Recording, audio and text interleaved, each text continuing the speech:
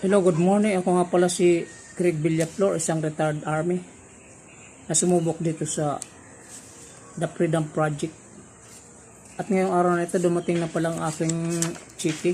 Nagkakalaga ng 13,596. Galing po ito sa The Freedom Project.